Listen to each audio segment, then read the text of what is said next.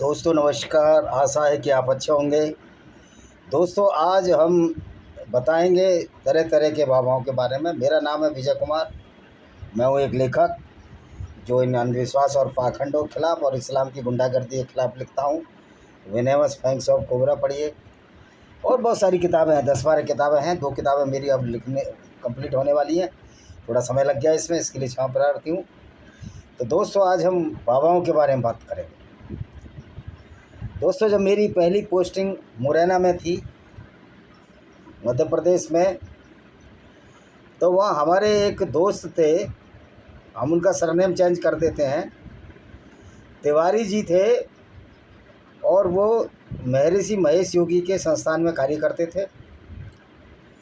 वो कहीं दिल्ली ट्रांसफ़र चाहते थे या कहीं और जगह जहाँ महर्षि महेश योगी के अच्छे संस्थान है, या अपनी मनपसंद पोस्टिंग चाहते थे उसमें। वो मुरैना में पोस्टेड थे। तो वो वहाँ मुरैना में एक वायरलेस बाबा था, तो तिवारी जी उनके पास गए। मैंने नाम चेंज कर दिया उनका।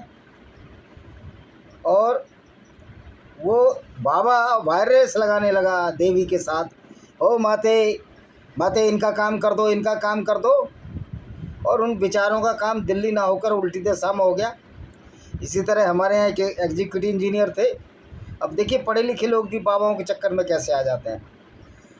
वो उनको किसी ज्योतिषी ने ठग लिया, हीरे दे दिए और अंगूठियाँ दे दी कि तुम्हारा ट्रांसफ़र तुम्हारे आसपास हो जाएगा, घर के आसपास, यानी हिमाचल में या हरियाणा में या दिल्ली में हो जाएगा। मूल रूप से वो अम्बाला के रहने वाले तो हिमाचल के थे, लेकिन अम्बाला में उन्होंने मकान बना लिया था। तो 3-4-5 हज़ार के एक लालची पाखंडी पोंगा पंडित ने उनको हीरे जवाहरात दे दिए, जो भी छोटी छोटी अंगूठियों में पहने जाते हैं, रिंगेट दे दिए, और उनका ट्रांसफ़र हो गया चेन्नई। तो दोस्तों आज बाबाओं की नई नई नस्ल बताएंगे। कितने तरह के बाबा हैं इस देश में। वायरलेस बाबा मुरैना में थे, अब पता नहीं मर गया नहीं मरा। ये बात है 90 के आसपास की। वायरलेस बाबा, बाल्टी बाबा, मग्गा बाबा, प्याज बाबा, निर्मल बाबा कहते थे कि हरी मिर्च की चटनी खा लो। उनने कहा महाराज जी हरी मिर्च की तो चटनी खाई थी हमने। तो कहता था हरी मिर्च की चटनी के साथ समोसे जाके खा लेना।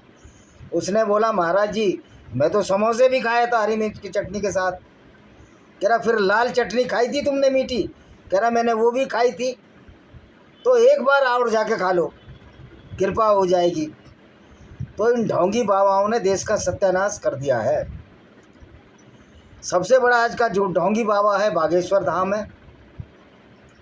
26-27 साल का लड़का जो इंटर तक ही पढ़ा है और लोगों को मूर्ख बना रहा है, और बड़े बड़े आईएएस अफसर, आईपीएस अफसर और नेता उनकी शरणों में जा रहे हैं। ये हमारे लिए बड़ी शर्म का विषय है। वो कहता है उसमें बाबा की आत्मा आती है और वो सच बताता है, जबकि ऐसा नहीं है। ये बाबाओं के भीड़ में ही चेले बैठे रहते हैं। जब आप जाओगे तो काउंटर पर ही आपका नाम लिख लेंगे, आपके पिताजी का नाम लिख लेंगे, आपका क्या पैसा है ये सब लिख लेंगे, और वो पर्ची आ जाती है बाबाओं के पास।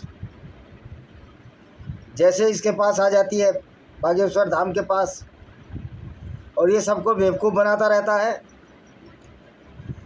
इसने और बागेश्वर बाबा ने, जो पाखंडी बाबा है, ये 2 दिन का छोकरा, जिसकी जेल भी अभी तक सूखी नहीं होगी, माडू जहाँ दवाई होगी, जेल जानते हैं ना, जेल हमारे वेस्टर्न यूपी में बोला करते हैं कि यानी कि जो बच्चा जब पैदा होता है जो नाल काटी जाती है, तो नाल भी सूखी नहीं इसकी। लेकिन बड़े बड़े आईएएस, आईपीएस, और ये नागपुर में भी गया। वहाँ जब इसके पाखंड का पर्दाफाश करने की कोशिश हुई तो श्याम मानव से भाग गया। कह रहा आप हमारे पंडाल में आ जाइए, तुम्हारे पंडाल में तो एक गिरोह है। श्याम तुम अगर बाबा तुम सच में नकली बाबा नहीं हो तो आमने सामने खुला मंच पे विश्वास करो, कहीं मैदान में आइए। आपके दरबार में आने का मतलब श्याम मानव की सारी चीज़ें तो आप पहले ही मालूम कर लोगे। और फिर ये बाबा पहले भूत प्रेत भी भगाता था, तो ऐसे अभी खैरात बाबा पकड़ा गया। और मज़े की बात है, इस बाबा को बहुत लोग सपोर्ट करते हैं, मूर्खताएं की सीमा होती हैं। अरे भाई, कोई भी चीज़ वैज्ञानिक रूप से सत्य नहीं है। अगर बाबा में इतनी शक्तियां हैं तो बाबा अमेरिका का और ईरान का युद्ध क्यों नहीं बंद करा देता? कन्हैया कुमार की हत्या हुई, उसको बंद करा देता। ये बाबा कहता है कि 4 बच्चे पैदा करो, एक आरएसएस को दो। भाई आरएसएस क्यों दें? आरएसएस तो एक ऐसी संस्था है जो, उनका स्वामी कौन है? वो इंद्रवेश है, जो मुस्लिम राष्ट्रीय मंच चलाता है। खुद फोर्ड फाउंडेशन से राम माधव ने बोला है, डला हुआ है मधु किश्वर का, कि फोर्ड फाउंडेशन से आरएसएस भी पैसा लेता है।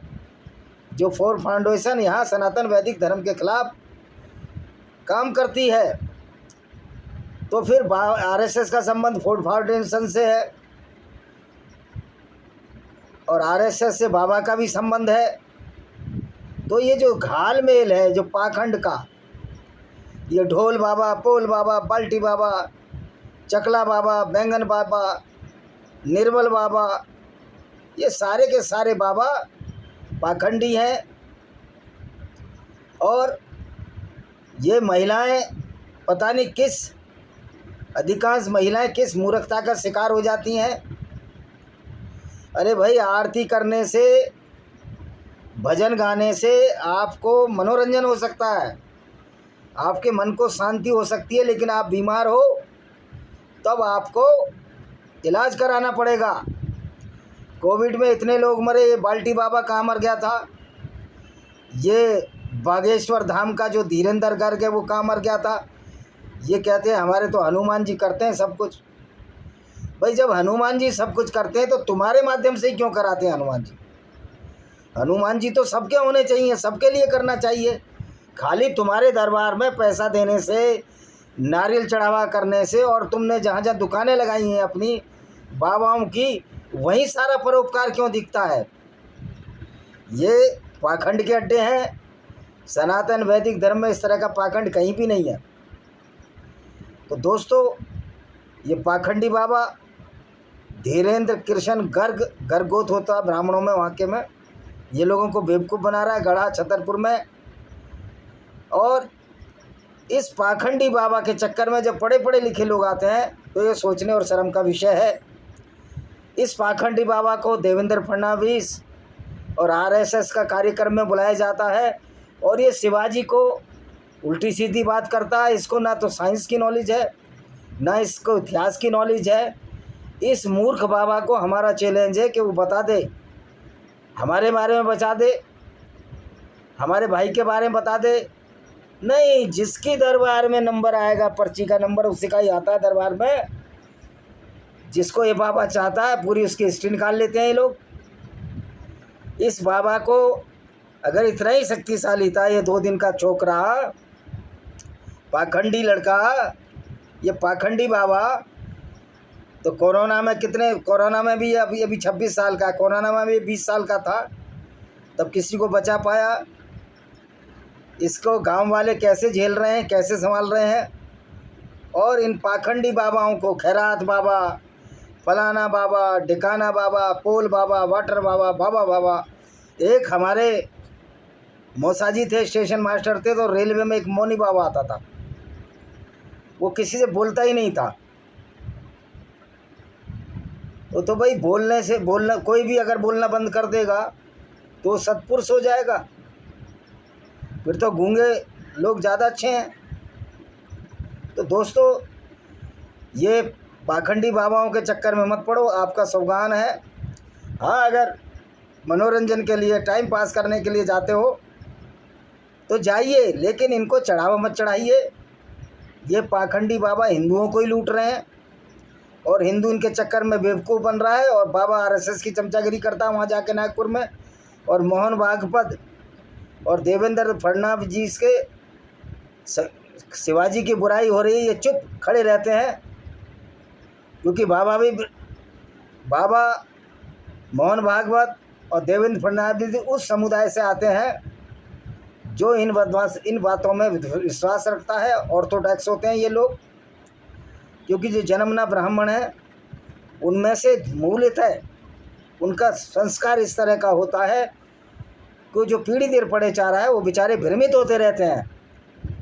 तो इनको मेरा यही संदेश है, लोगों को संदेश है, और बाबा बागेश्वर धाम को मेरा चैलेंज है, वो सिद्ध करके दिखाए, हमारे सामने आ जाए, कहीं न्यूट्रल जगह पर आ जाए और वहाँ उसके दरबार लगाने की क्या, दरबार लगा ले, लेकिन हमारे भी वहाँ आदमी होंगे, उसके भी आदमी होंगे, उसको टेलीकास्ट किया जाए। इसका सारा पाखंड मुंह के बल आ जाएगा। तो मैं यही निवेदन करूँगा कि सबसे बड़ा जो पाखंडी बाबा है बागेश्वर धाम है, और लोग पता नहीं क्यों, आप शाम खाटू जाने में भी लोगों ने धंधा बना लिया है, टूर ऑर्गेनाइज करके जाते हैं, उसमें पैसे कमाते हैं। तो ये जो सही मायने में ये धर्म नहीं है, ये पाखंड है। धर्म का मतलब होता है धारण करने योग्य, जो धारण करने योग्य हो। तो ये लूटपाट, ये झूठ और फ्रॉड इन बाबाओं का धारण करने योग्य है। ये जितने भी पाखंडी बाबा हैं सारे बहुत बड़े अधर्मी हैं, पापी हैं।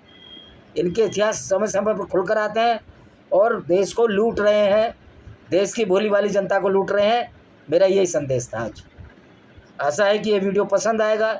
वीडियो को शेयर करें, चैनल को सब्सक्राइब करें जिससे रीच बढ़े। इसी के साथ हम इस वीडियो को विराम देते हैं। वंदे मातरम। जय हिंद। आपका दिन शुभ।